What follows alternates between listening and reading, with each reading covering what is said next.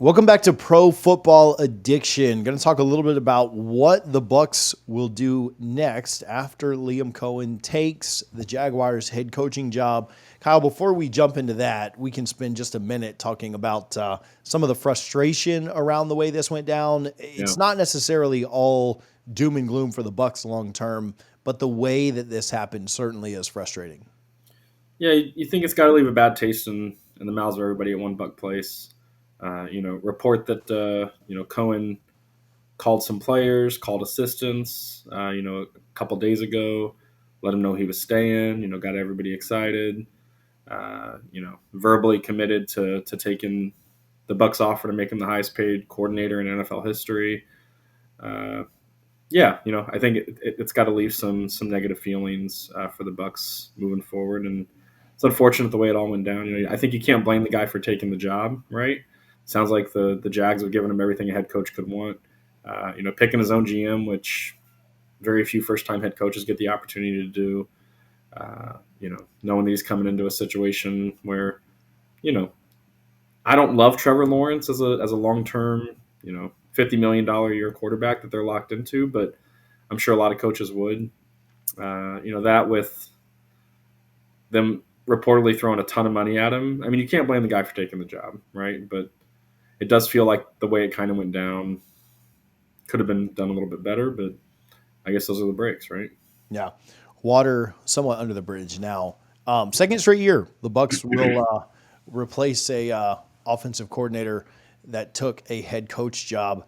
But some attractive pieces for the Bucs Sure. offensively for any kind of OC. Let's talk a little bit about what Tampa has to offer an offensive coordinator that would come in.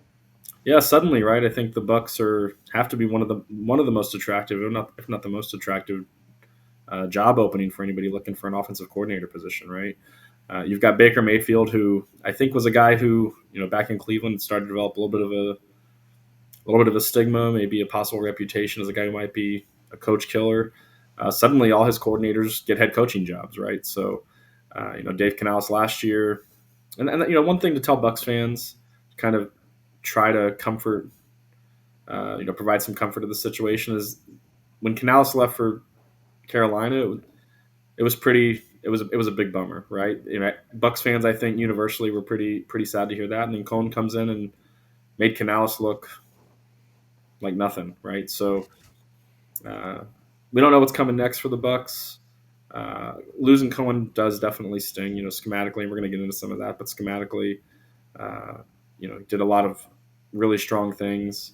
No doubt that he's a great offensive coach, but that doesn't mean the next guy won't be able to come in and do a really great job. And like you said, they got a host of dangerous pass catchers. Jalen McMillan with an excellent rookie season, closed really strong. You've got the always steady, always excellent Mike Evans leading the pack, and it seems like the Bucks want Chris Godwin back, and he wants to be back. So I'd expect that deal to get done pretty early in the offseason.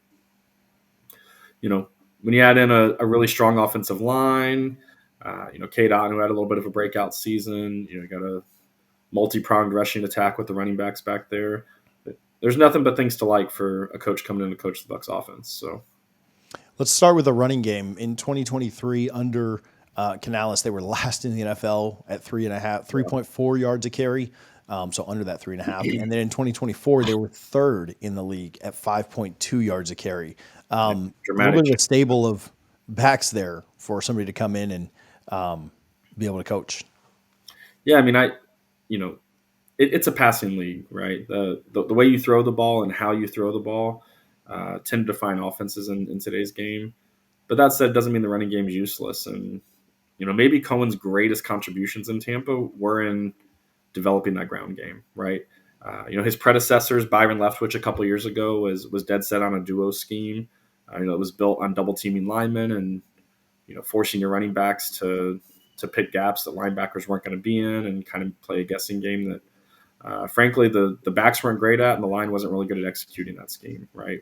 And so we saw that with a terrible running game.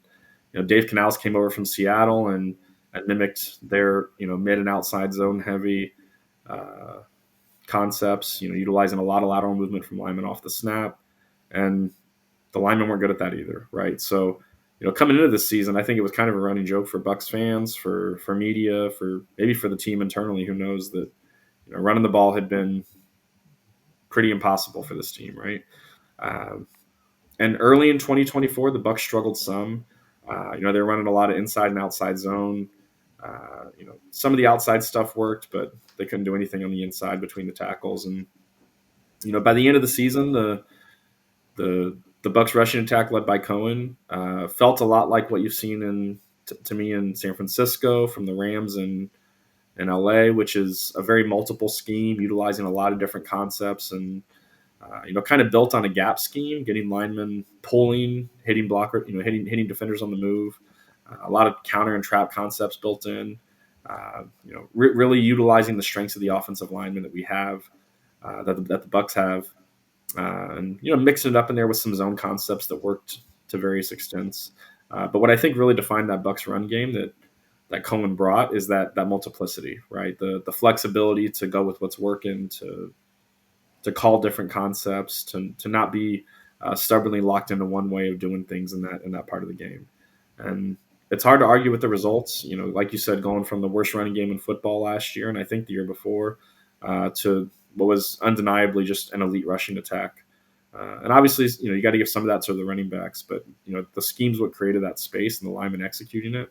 And the next coordinator comes in with a lot of expectation to keep that train rolling with Bucky Irving, Rashad White, even Sean Tucker, still needing to be focal points of this offense and get opportunities to make plays in space. Yeah, you mentioned both White and Irving, both going over 1,000 all-purpose yards this year. Just a massive improvement in that portion of the offense. But the other side too, the improvement in the passing game, going from 13th in yards per attempt in 23 up to 6th in 24. We talked about this off air, but the touchdown to interception ratio very much improved from 28-10 to 41-16 in 2024. You mentioned, you talk about Edmonds and Godwin. Both would have easily hit 1,000 yards if not hurt. You had the emergence of, like you said, or like we talked about, Cade Otton. There's a lot of weapons for a new offensive coordinator to come in here and make some things happen too. Yeah, at least from an offensive scheme standpoint, there's no question that the Jags are getting, somebody who knows what he's doing and making it easy on his players to execute and move the ball, right? In the passing game, Coen loved to use a lot of pre-snap motion, which just inherently makes it easier for your quarterback to diagnose defenses pre-snap, right? Used a lot of play action, making it easier once again for your quarterback to find space with defenders pulled out of position. One thing about Coen that ran really counter to other recent Bucs offensive leaders on the coaching side of things was not a lot of deep shots, right? He didn't push the ball down the field as aggressive, not nearly as aggressively as like Arians and Leftwich did when they were here. Even less so than Canales did. It was a lot of design short throws, intermediate throws, stretching zone defenses vertically and giving QBs, giving Baker simple reads to make decisions out of those options vertically, right? So, creating space for his receivers to run after the catch, really strong screen game, both by the running backs and the receivers in the offense. We talked about Chris Godwin. I'm sure he's a little sad to see Coen leave because he was a perfect fit for Coen's offense, right? Just everything that Godwin does well fits in perfectly with what Liam Coen liked to do. Getting to that intermediate level of the field, finding holes in zones, running horizontally across the field, catching the ball and running. And there's no doubt that the Bucs would like to see their next offensive coordinator come in and be able to do a lot of those same things. Yeah. On that, we spent a little time talking about what Coen did well. If you could find somebody, these are kind of the things that you would hope are continued to do well. Let's talk about some options. Let's talk about maybe staying within that same kind of tree, maybe going outside of it, but trying to find a guy that does some things similarly well. Sure. What are some options, some names that you would look at if you're the Bucs? Yeah, so Coen came up under Sean McVay in LA, who's obviously one of the great offensive minds of this era of football. McVay and Shanahan both, Kyle Shanahan both coached under Mike Shanahan when they were young kids in Washington. Another guy who did that was Mike McDaniels. They were all there in Washington together as offensive assistants when they were young. Um, and if the Bucs want to find similar schematic concepts and offensive focal points, they could do so by going back to that coaching tree, right? And so some names that jump out there. One is going to be Mike LaFleur, right? He's Matt LaFleur's son. He is the offensive coordinator for the Rams today, but McVay calls the plays, and it's really his offense. So it could be that the Rams are willing to let LaFleur explore options to kind of go out and do his own thing, really establish his own offense. If he was allowed to do that, I think we'd see him bring over a lot of similar concepts, from the multiplicity in the run game to the heavy emphasis on play action and pre-snap motion that we saw with Coen in Tampa. All elements that I think just make offensive football easier to execute in the modern game. Now, I mean, on the downside, Michael LaFleur does have a couple years of experience as a true offensive coordinator, designing game plans, calling plays. That was with the Jets back in 2021, 2022, and those offenses were horrible, right? But at the same time, Zach Wilson was the quarterback. So, how much can you hold him accountable for that? That's up for the Bucs and other teams to decide. But he could be an option that, his dad's had a lot of success in Green Bay on the offensive side, coming up in that same coaching tree. And we could see that be a target for the Bucs. All right, so we talked about LaFleur. Any other names inside of that tree that we could look at? Yeah, another one that I think is getting a lot of talk right now, which makes some sense, is Jake Peetz. He's the Seahawks passing game coordinator right now. He was an offensive assistant under McVay in LA in 2022 and 2023. He has very little play calling experience. Has never been, at this level, an offensive coordinator. So I think it's tough to know exactly what he'd want to do. But he's a name the Bucs might want to look at, because again, coming up under McVay, you would expect him to be similar schematically to Coen, the same focus on running the ball in different creative ways. A similar general philosophy with throwing the football. He could be a name that fits in that coaching tree that the Bucs want to pull from to keep things similar to how they were under Coen. Yeah, another one which you're going to see a theme here now emerging is Nick Caley, who's currently the Rams passing game coordinator and tight ends coach. He's really well regarded in the Rams building. I know Sean McVay thinks the world of that guy. There's been talk of him as an offensive coordinator option for multiple teams for a couple of years now. Now, like some of these other guys, he does have zero play calling experience. He's never been an offensive coordinator before, but everybody's got to start somewhere, right? And the Bucs have shown a willingness to give guys their shot in that role, and had some success with it. So we could see Nick Caley be a guy that they look to promote from that McVay tree. The last one that stands out to me in that same train of thought would be Franklin Smith. He is much like Mike LaFleur with the Rams. Franklin Smith is the Dolphins' offensive coordinator, so there might be some potential issues with them allowing him to, look for a technically lateral move. But again, like LaFleur in LA with Sean McVay, everybody knows that Mike McDaniels runs the show on offense for the Dolphins. He calls the plays. He's very heavily involved in the offensive game planning. So it wouldn't be surprising if the Dolphins were willing to allow him to kind of spread his wings and try to grow his career and build something for himself to be the next hot head coaching candidate in a few years. And you don't get to do that, running someone else's offense as kind of a figureheaded offensive coordinator, right? So, he's been a big part of the Dolphins' running game, which has had tremendous success. He was with the Chargers when their running game was really strong earlier this decade. Again, from that same coaching tree we talked about before, Mike McDaniels coached under Mike Shanahan at the same time that Sean McVay, Kyle Shanahan did. And to keep another theme going, he has no play calling experience. But again, same thought process as before. If the Bucs are looking to keep things moving in a similar vein to what they have been so far, he could be a guy that makes a lot of sense. Let's talk about some more. Sure. Maybe not in that same vein, in that same tree, but other guys that you kind of think about. Yeah, so the Bucs may want to stay in house, right? Josh Grizzard, he was the Bucs he was a major assistant under he was a passing game coordinator under Cohen this year. Uh, you could argue that the simplest way, the most likely way to keep things rolling with a similar concept and scheme would be to hire a guy who's learned how to coach football under Cohen, right? So Josh Grizzard, he is young. He's 34 years old. He's never been a play caller. He's never been an offensive coordinator. But then again, neither had Dave Canales before the Bucs hired him, right? So you could see the Bucs go internal and try to promote Grizzard. It also wouldn't surprise me if Cohen wants Grizzard to come with him to Jacksonville, and that could be a point of conflict now between Cohen and his old team. But if the Bucs want to try to most closely replicate Cohen's concepts, Grizzard might be the best option to do that, right? Give him a chance to cut his teeth calling plays. And see if with this stacked Bucs offensive roster, if he can be successful, using that same diverse running scheme, that same passing attack, really bringing a lot of the same stuff. Which on the positive side, I think Baker Mayfield might appreciate that, right?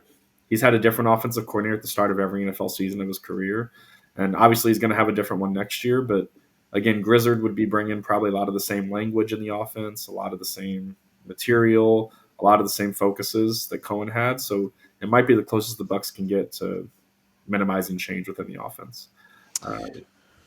Another in-house option, Thad Lewis.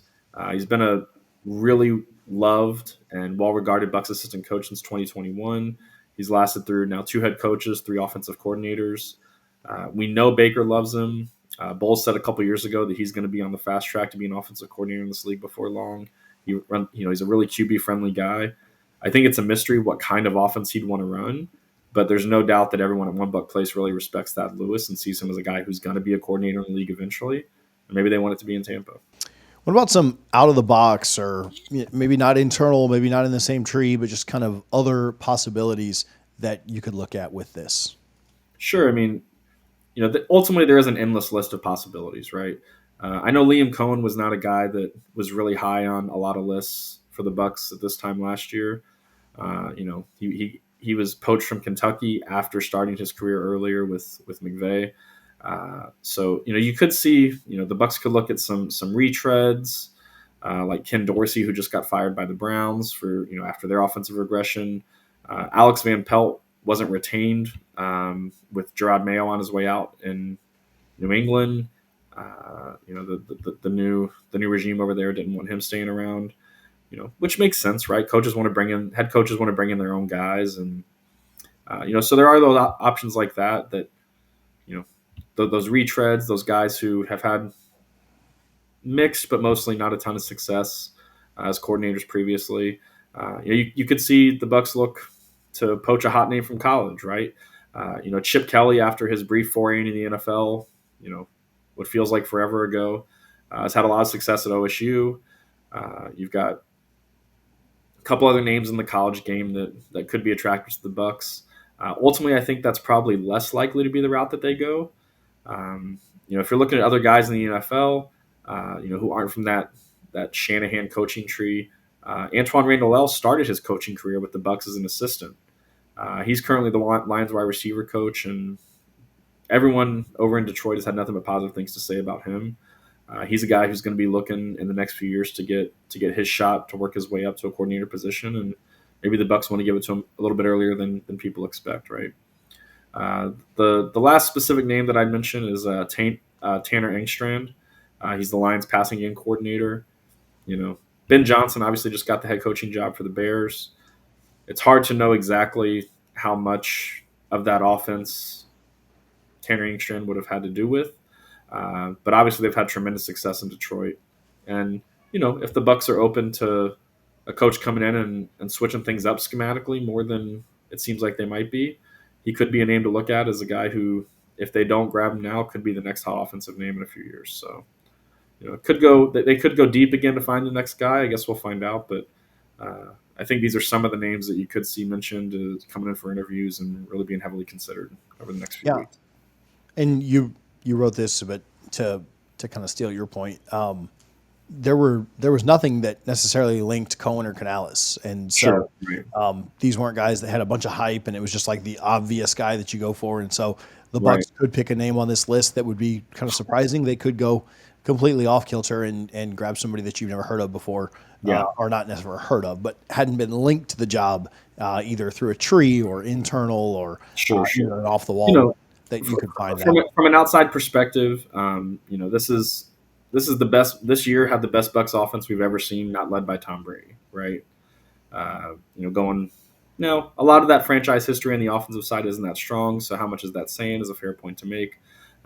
But it is easy to look at why the Bucks would want to keep things similar from a schematic standpoint, both for Baker specifically to make things easy on him transitioning to a new coordinator, and just for the offense as a whole with the success they had both running the ball and passing it. Um, I think staying in that coaching tree makes a lot of sense, but it's definitely true that maybe they've got someone else in mind who no one's talking about right now, that no one has their eye on, because that is kind of how it's gone the last couple of years with Canales and then Cohen, right? So we'll see what happens. Awesome. Well, we will continue to cover this and talk about all things NFL here on Pro Football Addiction. If you've got a name that you'd like to see the Bucks hire, put it down in the comments. We certainly would appreciate it. We will talk to you soon. We'll be back on here before too long and talk more on Pro Football Addiction.